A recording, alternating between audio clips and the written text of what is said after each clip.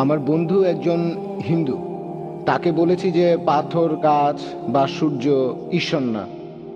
তখন সে প্রশ্ন করেছে, তোমরা কাবার দিকে সেজদা করো কেন, অন্য কোনো দিকে না কেন? ভাই প্রশ্ন করলেন যে এক কথায় ইসলাম ধর্মে যদি মূর্তি পূজা নিষিদ্ধ হয়, পাথর, মূর্তি ইত্যাদিকে পূজা করা, তাহলে মুসলিমরা কাবাকে সেজদা করে কেন? আমরা কি কাবাকে পূজা করি অথবা কাবার দিকে কেন?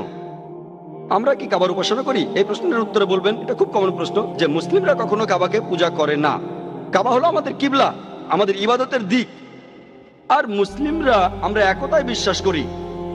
যখন আমরা নামাজ আদায় করি, পবিত্রকরণ বলছে সূরা বাকারার 144 নম্বর আয়াতে উল্লেখ করা হয়েছে যে তোমরা যেখানেই থাকো কাবার দিকে মুখ ফিরিয়ে সেজদা করো, সেটাই আমাদের কিবলা।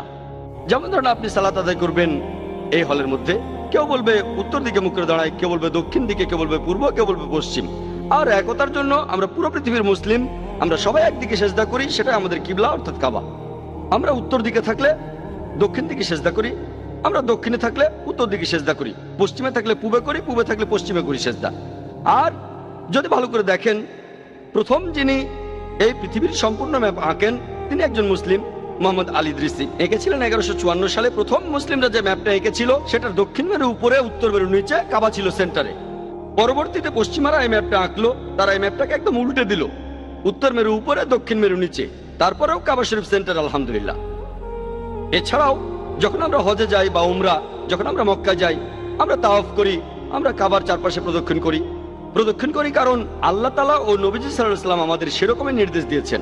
কিন্তু যদি যুক্তি দিয়ে দেখেন, যেটা আমার মনে হয় যে প্রত্যেকটা বৃত্তেরই মাত্র একটাই সেন্টার থাকে, তাই যখন আমরা কাবার চারপাশে প্রদক্ষিণ করি আমরা সাক্ষ্য দেই যে আল্লাহ তাআলা কেবলমাত্র একজন, ঈশ্বর একজন।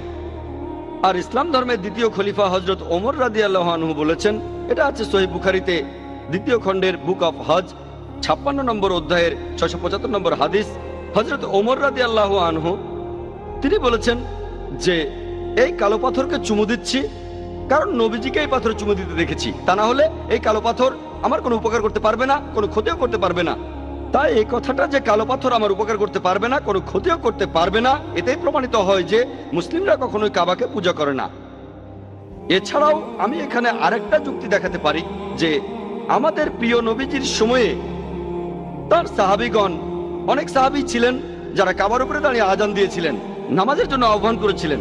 কোন মূর্তি পূজারী তার পূজনীয় মূর্তির উপর এভাবে দাঁড়াবে? এতেই প্রমাণিত হয় যে মুসলিমরা আমরা কাবাকে পূজা করি না, এটা একতার জন্য, কিবলার জন্য যখন আমরা নামাজ আদায় করি। আশা করি উত্তরটা পেয়েছেন। হ্যাঁ ভাই বলেন। আমি পবিত্র কোরআনে এটা পড়েছি যে আল্লাহ সব